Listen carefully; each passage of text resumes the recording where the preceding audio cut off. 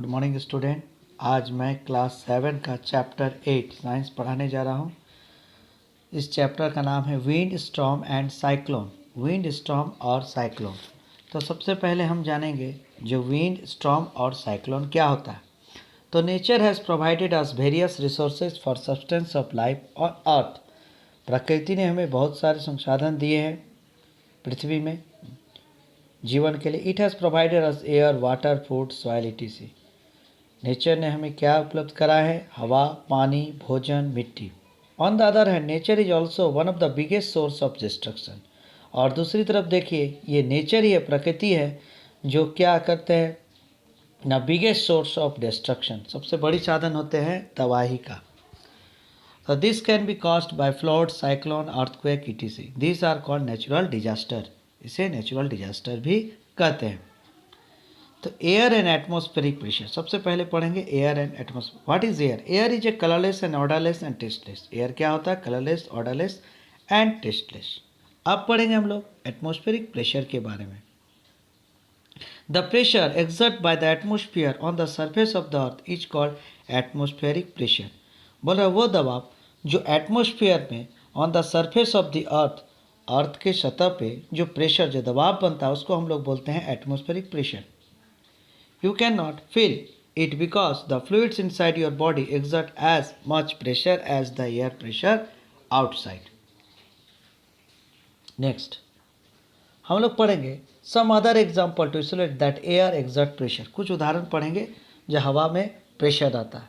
The tube in automobiles are filled with air at certain pressure। The prevents of the air inside the tube depend upon the total load which to be carried। जैसे आप cycle चलाते हैं या आपके घर में bike होगा, तो बाइक में देखिएगा आप लोग जो टायर है उस टायर में आप हवा भरते हैं, तो उस हवा भरने के बाद उसमें प्रेशर बनता है। जब उस आप गाड़ी के ऊपर बैठते हैं तो वो टायर जरा सा दबता है, इट मीन्स उसमें प्रेशर बन रहा है। जब आप पानी पीते हैं या कोल्ड ड्रिंक्स पीते हैं तो उसमें देखिए स्ट्रॉ डालकर जो आप अंदर के लिक्विड्स को मुंह पर लाते हैं वो भी एक प्रेशर है। Now air expends on heating. Air क्या होता है? Expand on heating. एयर गर्म होने के बाद वो फैलता है। फॉर एग्जाम्पल आप लिख लीजिए, एक बलून लीजिए और उस बलून में क्या कीजिए? हॉट वाटर, उसमें क्या कीजिए? हॉट वाटर डालिए या हॉट एयर डालिए, तो वो देखिएगा क्या होगा? एक्सपेंड करेगा, जरा सा फैलेगा। और उसी में अगर कोल्ड वाटर जैसे आइस का वाटर वो डालिएगा तो वो देखिएगा सिकुड़ जाएगा, उतना वो फैलेगा नहीं। अब आते हैं next, wind. Wind, the moving air is called wind. Wind का मतलब क्या होता है? हवा। तो घूमता हुआ वायु, उसे क्या कहते हैं? Wind. The speed of wind में 5 to 10 kilometre per hour. The speed and the direction of wind affected by the following factors. बोल रहा विंड जो है वो प्रभावित होता है किन कारणों से न? आपका speed and direction of wind, हवा का जो गति है या डायरेक्शन, दिशा जो वो अफेक्टेड होता है किसके कारण? Location of the earth, rotation of the earth, local condition, height from the ground. अब हम लोग पढ़ेंगे wind current. The heating of earth is different in different places. बोल रहा है पृथ्वी के हर एक जगह में जहाँ पर आप जाइएगा वह अलग अलग आपको तापमान मिलेगा। Another factor is that rays of sun fall straight down in some place where in the other place they are slanting. कुछ जगह में सूरज का रोशनी जो है वो स्ट्रेट डायरेक्ट आता है, इसलिए वहाँ गर्मी अधिक लगती है। The surface of the earth is different in different places. It is covered with ocean, flat land and mountain. और पृथ्वी की कुछ सतह है जहाँ पर क्या होते हैं? महासागर और फ्लैट लैंड्स और माउंटेन से घिरा हुआ, वहाँ आपको टेम्परेचर दूसरा मिलेगा। Uneven heating between the equator and poles. और हीटिंग का दूसरा कारण क्या है? Equator and the poles. Now हम पढ़ेंगे अब uneven heating of land and water. During the day the land is heating more rapidly.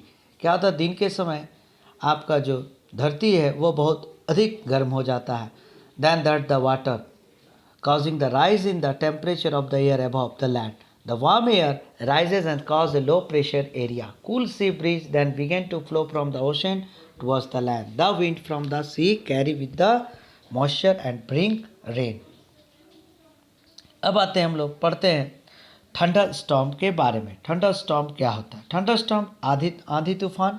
A thunder storm is a kind of weather change characterized by the rain, thunder and lightning. एक साथ बारिश हो, बिजली कड़के, lightning हो तो उसको हम लोग क्या बोलते हैं? Thunder storm. The formation of thunder require the following. Thunder storm किससे बनता है? Moisture, rapid rising warm air और सी ब्रिज और माउंटेन से। उसके बाद हम लोग आते हैं साइक्लोन। साइक्लोन के मतलब आप जानते हैं, चक्रवात। Cyclone is a huge revolving storm caused by the violent winds blowing around a central area of low atmospheric pressure. The most violent winds occur in cyclone. These develop over the sea but they move to the land and cause terrible damage. ये क्या होता है?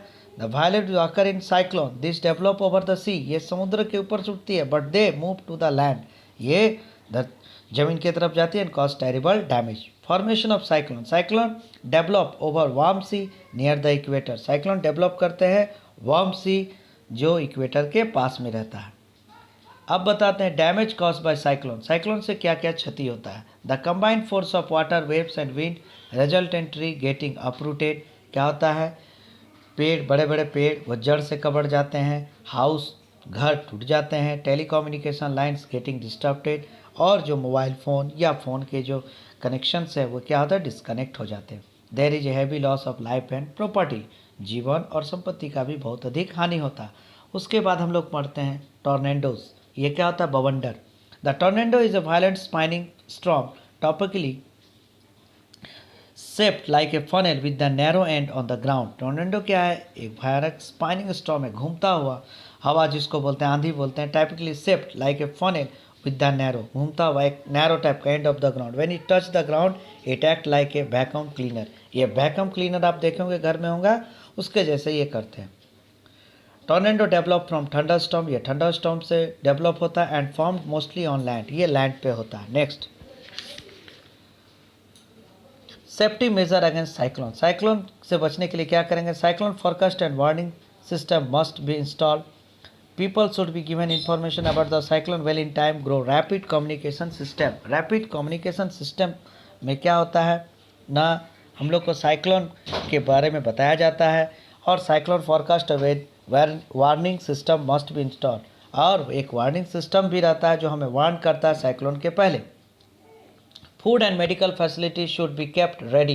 Food and medical facilities should be kept ready and the relief distribution system should be steamed in the disaster affected area. जहाँ भी cyclone होता है वहाँ पर फूड और मेडिकल पहुँचाने का व्यवस्था लिया जाता है। Following safety measures should be taken by the people.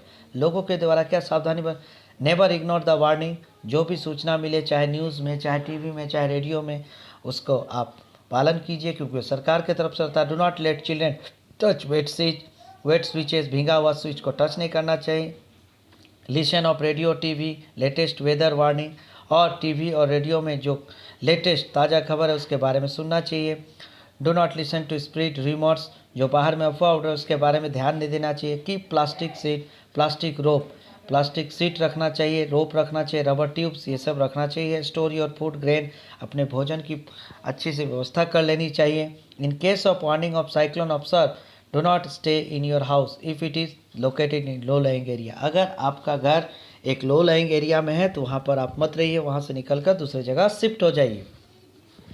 Move to cyclone shelter along with your family. और जो सरकार द्वारा जो साइक्लोन से बचने के लिए जो जगह बनाए जाते हैं, घर बनाए जाते हैं, कैंप लगाए जाते हैं, वहाँ पर अपने परिवार के साथ चल जाइए।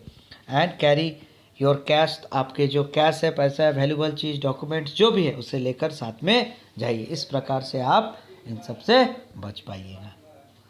तो बच्चों, मैंने आज आप लोग को पढ़ाया चैप्टर नंबर 8, जो चैप्टर क्या था? Wind storm and cyclone. ये क्या है? एक प्राकृतिक डिजास्टर है, नेचुरल डिजास्टर है। ये किस तरह से होता है, इससे कैसे बचेंगे और इससे क्या क्या हानियाँ होती है, ये सब के बारे में मैंने बताया। आप इसे ध्यान से पढ़िएगा और सुनिएगा। Okay, thank you.